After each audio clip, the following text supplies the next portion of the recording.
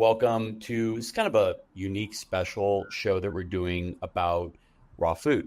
And at our company, Gussy's Gut, raw food is like the cornerstone, the centerpiece, the foundation of gut health, even first and foremost before Gussy's Gut. If you don't get the diet right, nothing we do at Gussy's Gut is going to save, a bad or inferior diet. So I'm really happy to have a good friend and somebody I believe is an expert in the raw food industry, Amy Zalneraitis. And she's got Carl Wu, who is the head of, what's your official title, Carl? The food safety and quality specialist. Okay, good. So we're going to talk about how you can very conveniently have raw in your home, and whether you choose We Feed Raw or another company. And by the way, I don't grind my own food for my dog, and I haven't for 25 years. So I find it with my life, I find ordering my dog's food raw is the way to go. So we're going to talk about first and foremost, food safety, like how you think of being safe with raw. If you're what we call raw curious and you're thinking about moving from Kibble, that's great. And then you're thinking, well, I don't even know where to begin. We want to create this show for you and make you feel really comfortable about raw. So does that sound like a good platform, Amy and Carl? Sounds great. All right, good. Let's start with our first question. So let's talk about the safety of raw food, first and foremost, compared to the record of the kibble industry.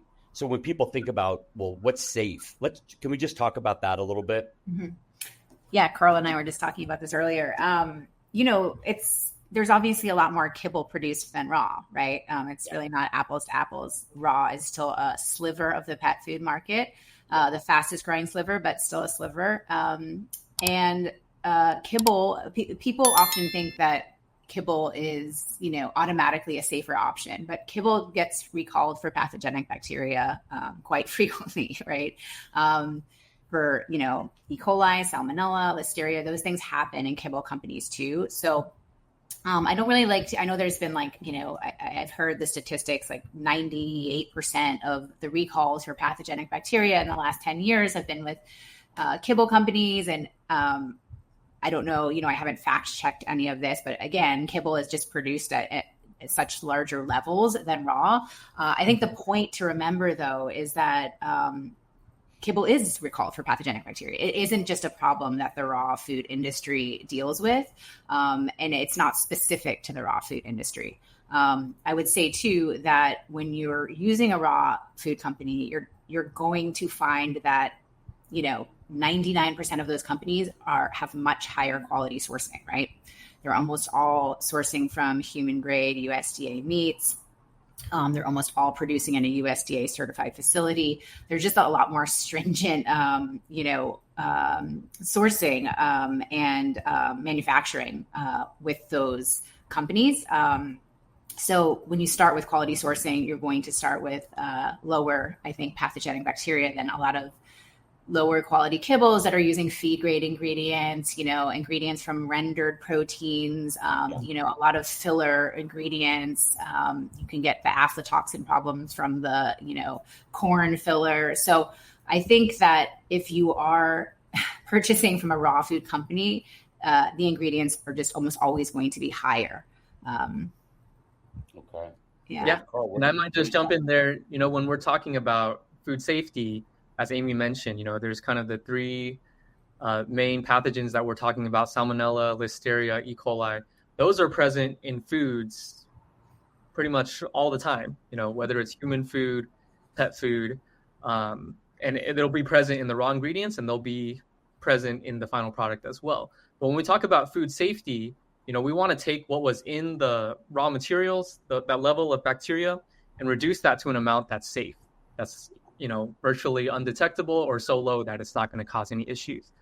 And so when you want a food to be safe, then you want to make sure you're getting what the FDA calls a 5-log reduction. Right? You just want to reduce the amount of pathogens that's in your food to a safe level. And as Amy mentioned, when you start with high quality raw ingredients, then hopefully that level is lower to begin with. And then when you add in another, kill step such as HPP, or for the kibble companies, cooking the product, it's the same principle. You're just reducing the amount of pathogen that is in your food. And so, for us, raw food can be just as safe as cooked kibble, so long as you're using the proper food safety controls, as long as you're doing the proper kill step to reduce that pathogen level. Yeah, or cooked food, period. Yeah, cooked food, period. Mm-hmm. Yeah. So it's really interesting. I put a turn off my, this, shame on me. Turn off my. Haven't you done this enough? I mean, I think I've done this like plenty enough. I should know better. I went to ChatGPT before we hit record, before we got on together, and it's really interesting. You would think that you could see, like, I ChatGPT, like how many deaths are with kibble, and how many recalls. There's very little information. It's very interesting. I said over the last 10 years. Mm-hmm. And yeah, and they talk a lot about, and I think I just recommend anybody ask quality questions, whether it be ChatGPT. Google's a little harder, but do like an aggregator like a ChatGPT to give you some idea of the types of recalls that have happened. And then I just want to put a punctuation on what you both said, which is the hamburger we buy for ourselves and then we take home and cook rare is potentially much more dangerous than the product that you guys sell. Yep. Like if it's super rare and you don't know, like it could be. And so we're always dealing with, everybody thinks like just because they buy it at a grocery store, it's somehow pristine and sterile. Well, it would have to be sterile, like literally sterilized, for it to be like devoid of any of those things. But what I think Carl's pointing out is in life, we all are exposed to different levels of things, and dose and levels matter, really, really matter. Carl, you mentioned the term kill step. Will you just quickly give us a definition of that? Sure. Yeah. It's like I mentioned, a kill step is in the food processing industry, when you can prove that your product before it was processed and your product after it was processed has achieved a certain log reduction of the pathogenic bacteria that's in it.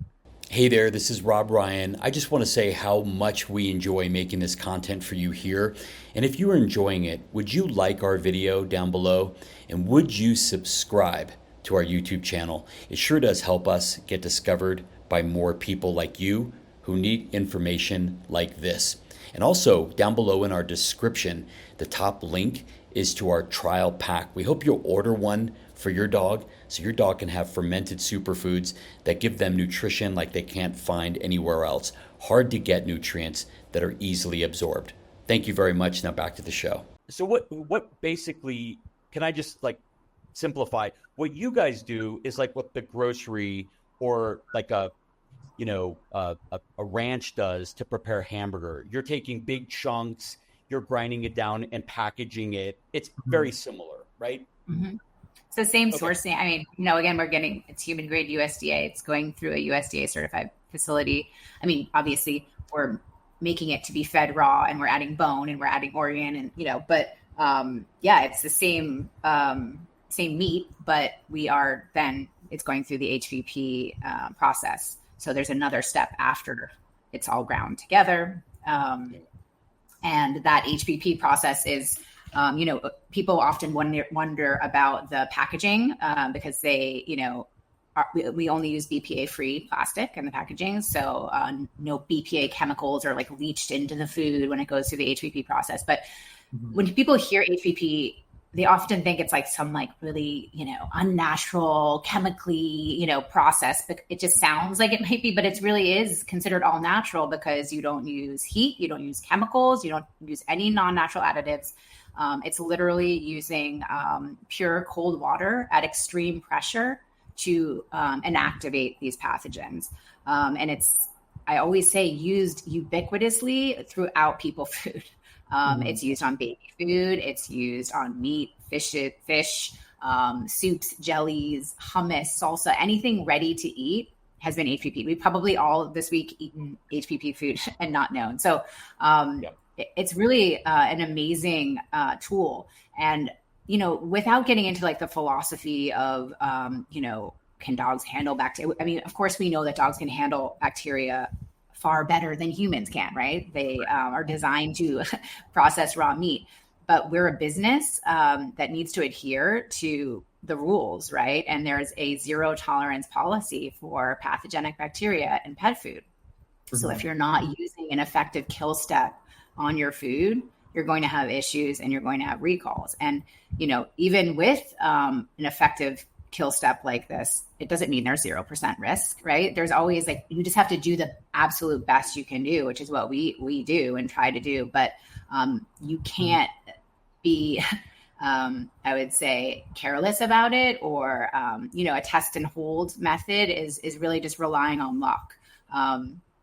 Because, even the highest quality raw meat will often have pathogenic bacteria. Yeah, to some extent. Mm-hmm. To some extent, right. So this we found, and this is why it's used, I would say, most of the bigger raw pet food companies that have been around the longest are using HPP because it is the most effective and the gentlest and the safest of all the steps out there. We've looked into bacteriophages. I don't know enough to criticize it. I think if a company is taking, steps like that, they're doing a great job, but we've found that based on the research and talking to experts that it's not as effective as HPP. I think Carl can talk about this, but I think there's a 5 log reduction with HPP, whereas bacteriophages, I think there's like a 2 log reduction. Mm-hmm. So yeah, and is that let me just that's probably a new term for most people. Mm-hmm. Would that be? Let me see. See if I spelled this right. I'll put this on the screen. Is that Carl? Phages? It's one word. Yeah, it's one word, and I think the A should be an O. O, right? Yeah. Yes. Oh, okay. Phages should be O. Okay, interesting. Okay, cool. But I know the term, so I'll take that. No, phages should be A, but bacteria. I think it's instead of bacteria. I think it's bacteriophages. Oh, wow. All right, cool. Well, I don't know if I need that in my life, but I just learned something new. Yeah. All right, there we go. And it's one word. It's one word. Oh, it's one word. Okay, great. All right, well, I'm taking that off. All right, so what I think is, I just want to take this down to a level where everybody understands.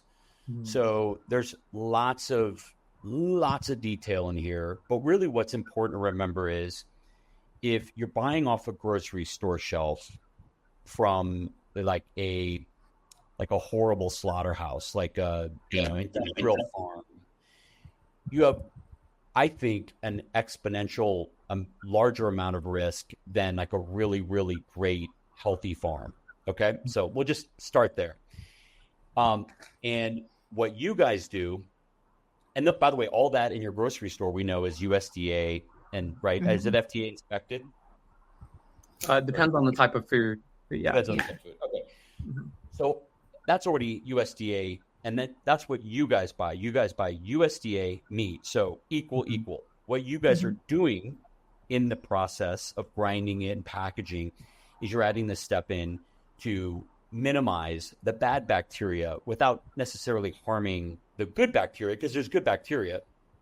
Is that fair? Well, we can talk about, I mean, it's a tricky conversation. Carl and I were just talking about this before we got on with you.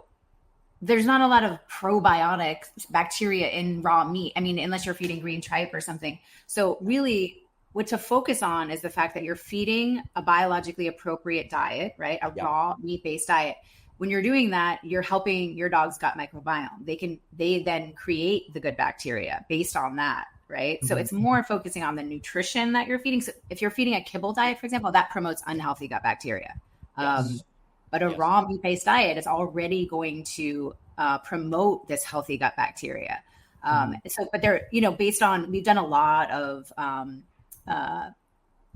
sort of digging in with the hyperbaric, the PhDs at hyperbaric. They've been very awesome about sharing information with us whenever we have questions.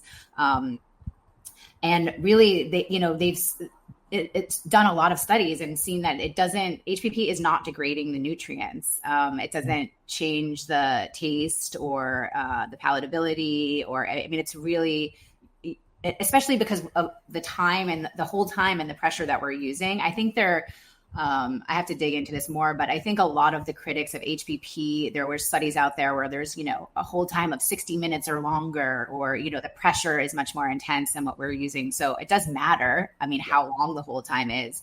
But I'll let Carl jump in on that more. But it is, again, like, you can see our food, like when you get it, it's still very much raw food.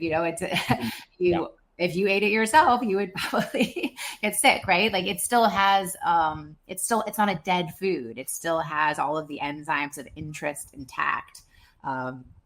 So, Carl, I don't know if you want to say more on that, but. Mm-hmm. Yeah. What is the, what question exactly do you want me to jump on? Yeah. So, you're such a scientist, Carl. I know. So he's like, there's no riffing. It's just, I know. I'm meandering, and he's like, back to the actual, yeah. Yeah. So what we were talking about is grocery store USDA, you buy raw materials USDA. And I'm just saying that yours is more safe technically because of what you do and how you process it versus just grinding a USDA meat. And then we were just talking about how people think about the bacteria, the good and the bad in the meat, because you guys work with this company, Hyperbaric. I'll put this on the screen because I think it's important. People should go look at this company. Is that right? Hyperbaric? That's how you say it, right? It's it's H-I-P-E-R. Oh, it's Hyper? Hyper. But the way they spell it, it's H-I-P-E-R. Oh my gosh. I am just like, okay, you guys, this is, I'm not kidding. This is live stuff. I'm just trying to be helpful. Yeah. So, okay. So is that right? Yes. That's right. Okay. I've seen these guys at trade shows a lot, and I should know how to spell it, but whatever. Yeah. So you could Google this company. They're like the leaders of HPP. And so anyway, I have some things I'm going to chime into what Amy said, but Carl, why don't you put in, give your 2 cents to that. Sure. So just as a brief explanation for people who maybe aren't familiar with what HPP is, HPP stands for high pressure processing. What that means is you take your packaged product, your sealed and packaged product, you load them into these chambers, and then you pressurize them up to, 80,000, 85,000 PSI, which is, I think pressure. 6 times. Yeah. You use pressurized water, cold pressurized water, to kind of squeeze your product at a pressure that's, I think, 6 to 7 times heavier and stronger than the pressure at the deepest part of the ocean. So it's a very high pressure. And what happens is those water molecules, that hydrostatic pressure, is pushing against your food, and it inactivates the bacteria that's in your food. And so, of course, it can't differentiate between, hey, this is good bacteria or bad bacteria. It's going to pressurize and kind of attack all bacteria. But the thing is, there are bacteria strains that are resistant to that high pressure. And so those are the ones that will survive the HPP, will kind of reproduce after HPP, and can be very beneficial to your gut microbiome. And like Amy was mentioning, when we're talking about probiotics, when we're talking about bacteria, what matters the most is the diet, first and foremost, right? If you're eating heavily processed foods, if you're eating high carbohydrates, even as a human, when we eat that way, our gut becomes kind of an unhealthy environment. It promotes the growth of bacteria that will make you feel sick. But when you're eating, healthy kind of natural foods, your gut naturally will realize, hey, this is the food that I need to produce more probiotics. And so when we're feeding a raw diet that's been processed with HPP, that's promoting the healthiest gut microbiome that you can for your pet. And then if you add on a product like Rob mentioned, like Gussys Gut, that's only going to boost it even further. Mm-hmm. And so that's kind of our approach to providing the right diet that's been processed through HPP to be as natural as possible, as close to raw as possible, so that it's not providing all that junk that you Right. that you would get from, you know, a high filler food. Right. Yeah. And I've got a couple little connections I want to make for people watching. So hyperbaric is, and they spell it differently on purpose, but they're using a similar technology. I've put my dogs in hyperbaric oxygen chambers. Most people know what those are. And I put them in there because there's crazy health benefits to it. And they put you like, they call them fathoms under this, like they're thinking in terms of like under the sea, the pressure of the sea, of the ocean. And it's very safe. That process is not the same, but it is similar process of pressure. And so, you know, that's how people want to get a picture in their head of what that is. A lot of people know, like if you're a diver and you get the bends, go into a hyperbaric to bring your oxygen back up into your system and equalize and all that stuff. Yeah. All right. So, and then I will comment on the gut thing because that's what I love to do. The microbes you make with a Kibble diet. So our microbiomes adjust and fluctuate. They fluctuate when you go on vacation. They fluctuate when you change diets. So if you immediately go from eating a junk diet to like the Mediterranean diet, all your microbiome changes completely because the purpose of a microbiome and the microbes in your gut is to actually process and digest what you're eating. You don't want the microbes that digest corn and fillers and sugar and like a lot of carbs, especially highly processed carbs. Those are really not good microbes to have in your system, but your system will create that and allow those microbes to live because it has to in order to process that junk diet.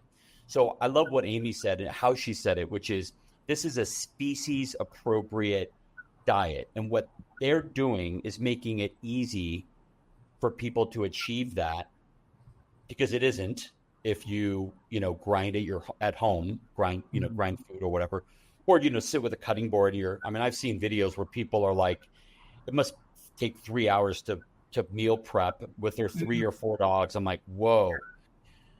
So that's a really key point. And so I appreciate that. All right. So should we move on to another question? Sure. Yeah. All right, great.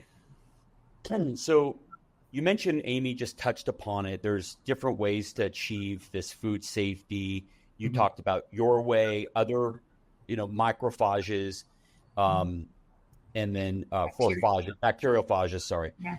And then there's other ways that we can achieve that. Okay, yeah. Go ahead. So yeah, there's let's see, there's cooking, there's bacteriophages. These also like vary in effectiveness, right? I'm just telling you what's out there right now to mitigate bacteria. Yeah. And some people even add like apple cider vinegar, and that's like fermentation is another test and hold is even considered. It's not a kill step. It's a way to sort of, I guess, mitigate the bacteria getting sent out to the consumer. But it's, I think, the least effective because you're not really doing anything and you're really relying on luck. And then obviously cooking the food is another way. So again, HPP used by most of the big raw pet food companies in the US because it's the gentlest and the most effective and the safest. Yeah. And like I always hate the term kill step. It just sounds so rough. I know it sounds really good. Like it's killing everything and you're going to get this dead food. I know. Yeah. But it is like Carl loves it because it's a scientific term. But but like for us, the marketers, our kill step is really when we go from starting our fermentation to a pH of technically 6 or lower, but we go 4.5 or lower. We're usually between 3 and 4.5, which means nothing is living that's bad. It's all the good microbes have pushed out all the bad microbes. And that's when your fermentation is awesome. So that's that's what we look for. That's our sign that everything's super safe. In fact, even safer than a salad that you eat at a restaurant. By the way, like there's so many dangerous things that you can't even think about it. Like you go to a restaurant and you eat a salad is super dangerous and people get sick off that, or even a salad that's in like like a hamburger or like the salad. Yeah, the lettuce. Yeah. Mm-hmm. Yeah. And I just read an article that said, like, if you travel internationally, never eat shrimp and never eat fruit salad ever before. Like, don't eat it on the plane. Don't eat it the day before. I'm like, don't eat it the day before. The point I'm making is for people who recoil and think like raw is scary, like everything, like, don't live in that place. Like, there are people looking out for your dogs and cats' health. And that's what this conversation's about. Like, exactly. And also, I think to remember, because I think what this conversation is about too, is not so much the philosophy of like, okay, can dogs handle that? Like, we all know that dogs can handle bacteria, right? But what the FDA is really concerned about, and, truth is what we're concerned about too, is the people feeding it in the home. And we don't know those situations, right? There's immunocompromised people, there's small children, there's elderly people, some people that, may not be able to handle that bacterial load. Also, yes, dogs are designed to process this diet, but we don't know all of the dogs coming to us and what state their gut microbiomes are in, right? They could have been damaged by years of kibble. Like, not every dog comes to the raw diet ready to process the raw diet. If it was a healthy dog, yes, but that's not the case with a lot of the dogs in the US. So I do think this is an amazing step. I know I keep saying that, but it's really quite an awesome step available to raw companies that allows us to get raw into more bowls. And, I don't want to ever say like there is no pet food company out there impervious to a recall, right? That could happen. There's no such thing as 0% risk, but you have to be doing the best you can possibly do. And that's what I think this step, I won't say kill step anymore, this step allows for raw pet food companies. Yeah. Well, also too, like, Dr. Billinghurst, who works with us, who is the pioneer of raw food diets. We've talked a lot about your company. You and Dr. B have talked a lot. He says, look, truthfully, a really healthy dog that has the right microbiome for it could literally eat like roadkill that's been sitting for days on a road. Yeah. So there's the whole spectrum of, the really, really healthy dog and the really sick dog. And not everybody knows, there's not as tuned in to their dog's health as I would prefer they be. Some people just don't really understand that part, and that's fine. And they may want to buy your product. And so your job is to make it safe across thousands and thousands and thousands of customers. And that's the service that you offer. And, and it's like, oh, by the way, like over your shoulder is a federal agency. So it's a thing. It's a real thing. So let's talk about in terms of what you just left off with, which is nobody can be 100% sure that there couldn't be a recall. And have you guys ever had a recall? We have not. No. Okay. So, that's very much, a part of like doing things right. But again, I don't want to be a company that's saying that could never happen. It does happen to companies, right? It's also how you handle it after it happens. Making sure that you're testing before that food is going out, being released to the consumer, and taking all the right steps before it gets to the customer. But, things do happen, and even very, very good companies have recalls. It's just really how they handle them that matters too. And if you're not using the kill step that's effective, you could end up on a hamster wheel of these recalls. So for those that, if that was to happen to you, and for those that happens to other raw companies, if I'm a consumer, how am I thinking of like trust in a food company? Like, what would you say the way is to handle that situation? Because I truly don't even know. I mean, I haven't made it my business to know that, but I would like to know that myself. Yeah. Carl, do you want to take this one or? Go, Carl. No, go ahead. Oh, you want me to? Okay. No, I think that it's, there's just so many nuances to it as far as like how other companies, maybe I don't, agree with the way it was handled, but having a protocol in place that is solid so that if something like this does happen, every single person in the company knows what they are supposed to do and can jump into action. Okay. People aren't running around with their, like chickens with their heads cut off. There's already been, mock recalls. People understand their place and what they're supposed to do, and making sure that if any of that product has gotten out to the consumer, how are we identifying that product? How are we contacting the customer? So it's really just a very fast and quick, I think, reaction process is what I would say. Carl, does that sound right? Yeah.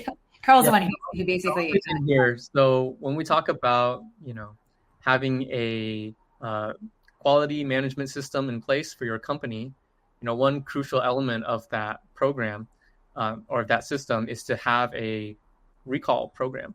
So like Amy said, every company ideally should be prepared for a recall. We have a program in place. We've practiced it at least, once a year. And we know immediately if we get an event that seems like it could be a recall, something that could be potentially dangerous, whether it's reached the customer or not, we want to be ready to react to that. And so as a consumer, what you want to see is you want to see kind of a quick response. You don't want to see a company waiting 2 months to tell you, hey, by the way, you might have already fed this to your dog, but... Or 2 weeks. Yeah, or 2 weeks even. That there was a problem and could be potentially dangerous. No, you want to know that immediately, hopefully before you feed any more of that product to your dog. And so, being quick to respond is definitely a key component. And then on top of that, having the transparency, the confidence to say, hey, we were able to find every single product that potentially is affected by this. And once we find every product, then we can communicate to every person that's potentially affected. And then we can take the proper investigation to figure out, hey, what might have happened? And what can we do in the future to prevent this from ever happening again, right? And that's called a corrective action, preventative action. And the FDA will want to see that from you, right? And so, yeah, as a consumer, that's what you want to see. You want to see a quick response. You want to see proper communication, transparency, and then you want to see, what are the improvement steps to prevent that from happening in the future. And that shows you that a company, is not only prepared for a recall, but will also take responsibility for it. And learn from it and grow from it. And at the end of the day, that's what you want to see from every company.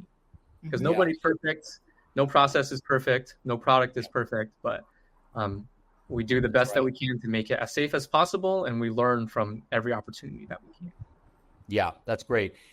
So that's my second to last question, Carl. So let me go through a couple things. Like a consumer, you have a bunch of things you have to do as a company that are behind the scenes that are, lot numbers and, notify your customer support team and all that stuff.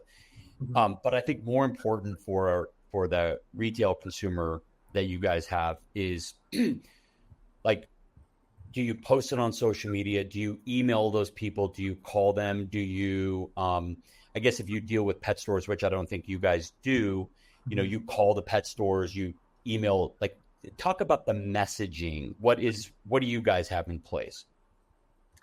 Yeah. So as soon as the kind of quote unquote recall trigger happens, the first thing we do is to assess the scope and the impact and to see how much product is affected. Where is it? Has it been shipped out? Is it still in the warehouse? Things like that.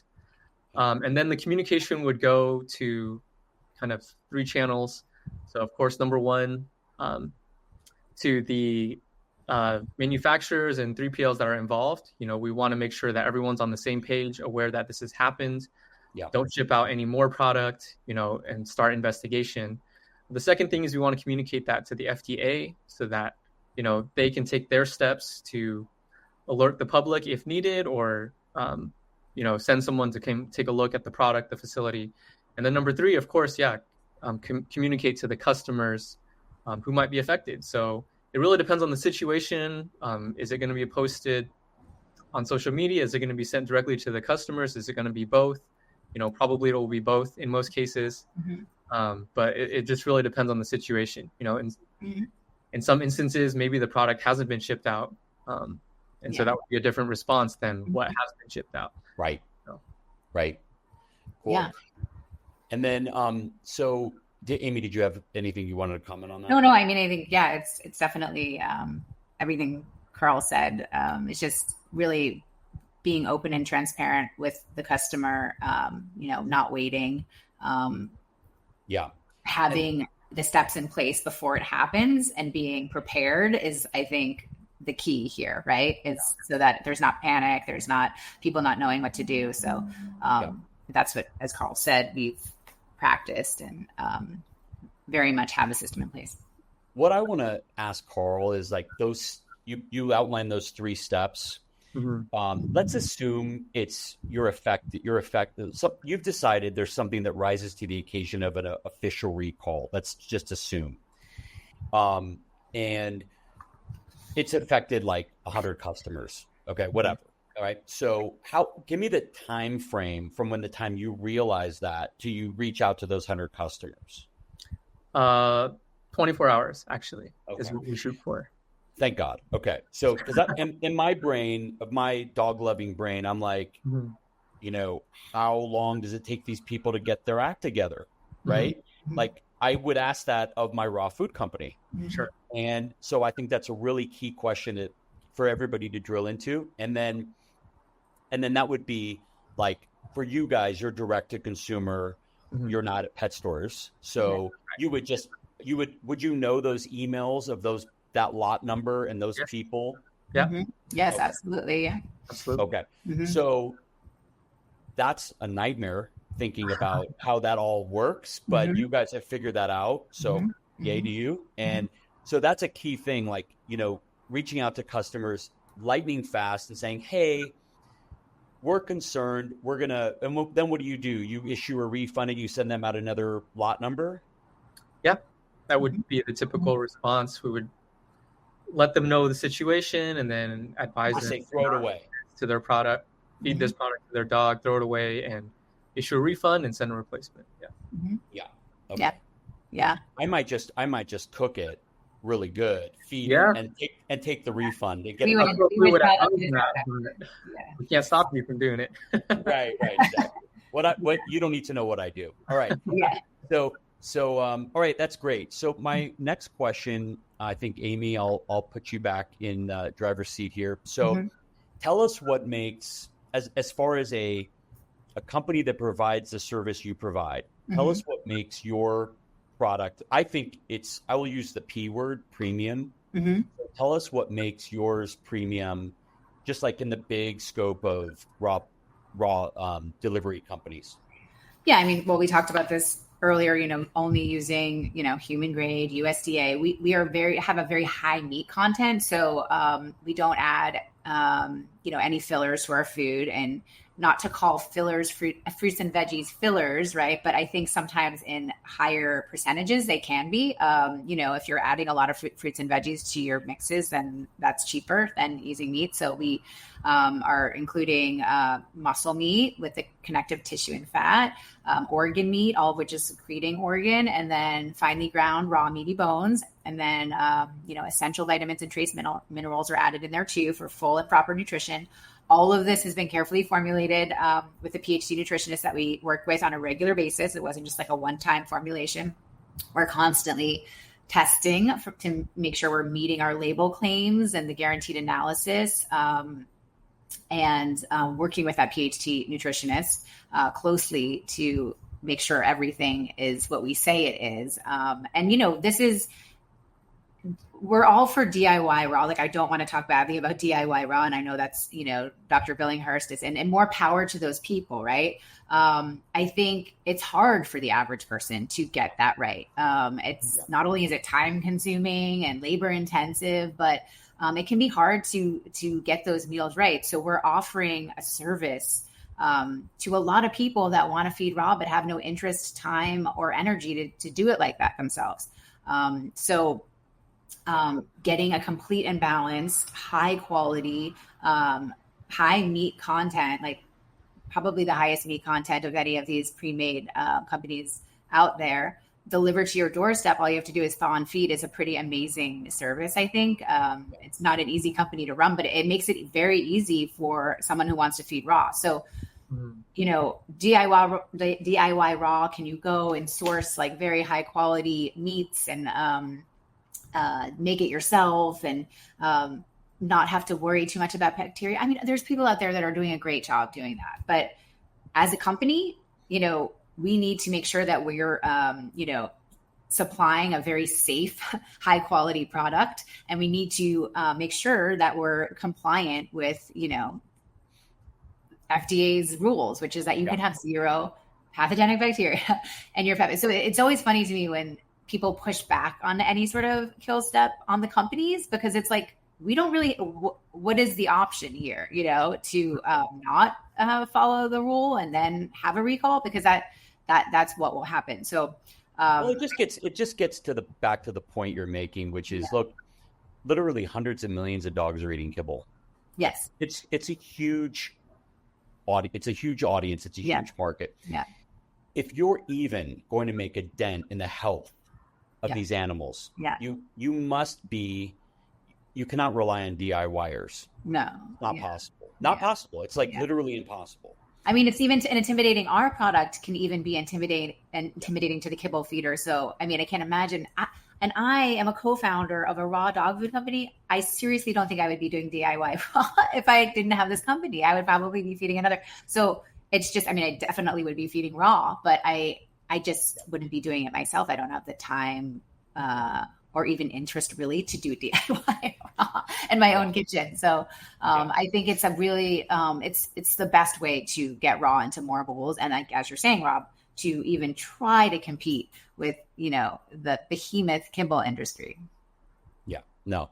And so it's really not, it's actually a choice of where, as a company, it's a choice of like what impact you want to make on the health of dogs. You can't just like, you can't just say DIY and hope that everybody does that.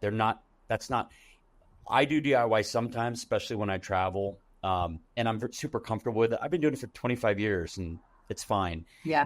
I know how to do it easily, when I travel or when I travel with my dog, but it's just not going to be for everyone. And then, so lastly, I'll leave with this comment. And I want to ask you something about this person. So Susan Thixton, I'll put the name on the screen. She comes out with this just insane, amazing report. It's like well beyond like a consumer report type of write-up of food companies and treats only, right? Yeah. Okay. I think she just started the treats list, but okay.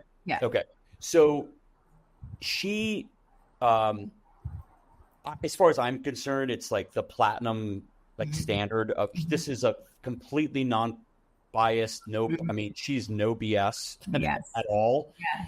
And she just wants the facts, ma'am. And she's not friendly with companies. I don't mean not friendly. No, it's true. Like, she's all business, and she's like, if you want to be on this list, then you need to show me the proof that you deserve to be on here, and that's it. Yeah, it's true. But she's not like having dinner with you. No. Yeah. And she doesn't take advertising money, nothing. Okay. I mean, like, super clean. Yeah. So shout out to this list. So Google Susan Thixton, that's on the screen. Yeah. Go look at her list and look at the food companies there. And she does a lot of the legwork for you. How did she get in this, Amy? Do you have like a quick couple? Yeah, I think, well, she's just an amazing consumer advocate. And I think if I remember correctly, she did have a dog that did die from one of these big kibble recalls like years and years ago, and which I think what was the impetus to her creating this list. And I think she goes to like every AFCO meeting. I mean, she's just very much involved, but she's a true consumer advocate. I think her list, you have to give like a $10 donation to get the list. And that's like all the money that, I mean, she just needs that to keep things going. But we've gone through where we're on her list, and we've gone through the process, and I will tell you, it is not easy. I mean, you have to show her real proof. You have to send her, pictures of your the labels of the food coming in. I mean, you really have to prove that what you're saying is true, and you have to meet a certain criteria to even get on that list. So we're honored to be on it. But yeah, that's sort of the backstory I know about her. But again, I haven't gone to dinner with her. Or I don't know much else. Yeah. Really Yeah, and I just have a new experience with Susan. Yeah. She was nice enough to be able to look at us for the treats Yeah. at our company, and I wouldn't say it was a colonoscopy, but like she literally knows who makes the product, where it's made, looks at certifications of all your ingredients. I mean, it's a little like interesting because you're telling the person all of your business. I know. But she trust her because it's like she's really been doing this for years, and she really does seem to care about, the consumer, right? And protecting the consumer. There's so much marketing out there. I mean, we all have to do it, right? If we have a company, but it's hard to sift through that and to navigate that. And I think if you can go to a place for these people that really just want to do the best thing for their dogs. And she gives you all the information in there. When you get her list, she gives you all the information. So you can even choose within that list what company you want to feed, maybe multiple companies. But I think it's a great resource. And I think we're lucky that someone like her exists and is doing that work for sure. Yeah. Yeah. She's definitely, I mean, she's not doing it for the money. She's doing it out of like crazy passion and just, I'm sure it's for the love of her pet. I mean, that's like, we all get into these great things. I mean, like all of us, like, even these raw pet food companies, that's why I was saying 99%. I don't know every raw pet food company. There's gonna be like some small one out there that's maybe doesn't have the best sourcing or something, but you don't start a raw dog food company unless you really want to create a good product and you care about dogs, right? You're not like doing it to get rich quick. Like you would start a junky treat company or something. So most people, and that's why, even when any raw company has a recall, it's really hard for all raw companies. It's a bad thing to happen. We don't, there's no like competition or like it's bad for the industry because I find a lot of solidarity among the raw, community, the other raw pet food companies. We all have to support each other because we really are up against this like ultra processed pet food, behemoth. And there's a lot of fear mongering about raw pet food. There's the vet community that's against raw pet food. So it really is hard when anything bad happens to another raw pet food company. It's not good for the industry. Yeah. Wow. All right. So I guess last parting words. This has been great. By the way, I put on the bottom of the screen truthaboutpetfood.com. That's Susan Thixton's official site. Mm-hmm. And you could pull up past reports, I'm sure. It's been a minute since I've been on that site. Mm-hmm. And then her new reports come out. But I guess I would say the word endorsed, or she's certainly, whatever the next word is to endorse by like Karen Becker, who wrote The Forever Dog, and like the best vets in the world are behind this report and her practices. And I think that's important to mention too. I'm not selling this report. I just want people to have resources when they feel even just a little bit of anxiety or consternation or, just like they have that pause, like go to resources and see and do your homework, get on ChatGPT, get on Truth About Pet Food, and you'll easily get this all figured out for you and your dogs or cats. But anyway, last parting words. I'll let you do that, Amy. Let's start. Parting words on just the industry or just we feed raw. I don't know. I mean, I think it's just I think that you should, as a consumer, feel like you can reach out to the company that you either already feed, that food, or you're interested in feeding that food, and you're going to get the answers that you want. A good company will be transparent. They'll have those answers. There won't be like, some, marketing speak sent back to you.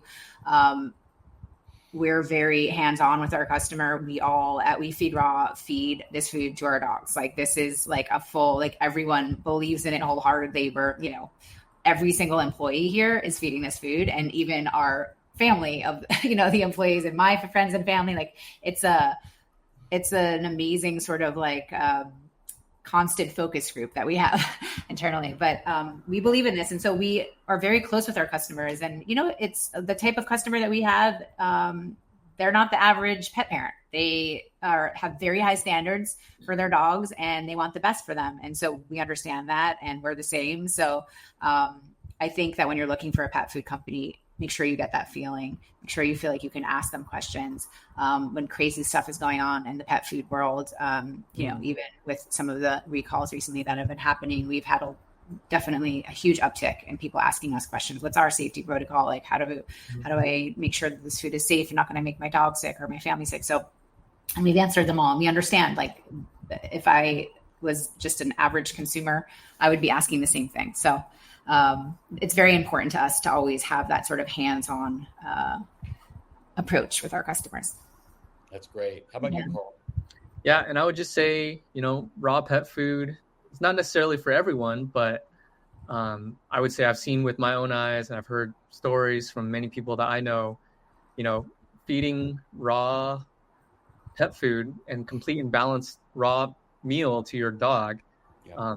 It's just essential for improving the health and happiness and mood of your dog. And I've seen that personally again. And so we really stand behind it. But if you're going to feed raw, there are many options out there, but we like to provide something that we feel really good about. It's safe. It's been processed in a way that is proven. HPP has all kinds of research behind it, showing you the benefits of keeping your food safe, but while retaining the benefits of raw food. Mm-hmm. And so we're just happy to offer that to you. Feeding raw, like we said, at home is difficult. How do you know what's the right ratio? How do I know the meat that I've gotten is good, is safe? I don't want to store it too long. I don't have the freezer space. So it's a hard thing to do at home. It's not for everyone.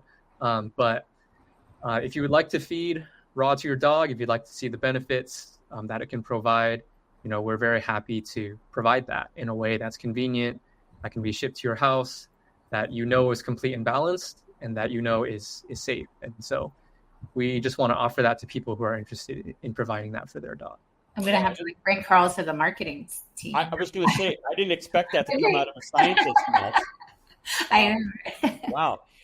So here's what we have for everybody in our YouTube video, and wherever this video lives, we're going to post a promo code that Amy gave you guys. And I think we're doing a special promo through July or August. I can't remember exactly. Mm-hmm. You guys are. So there'll be one code, and then when it changes, we'll change the code back. So that's why we're referring to it in the YouTube or the description.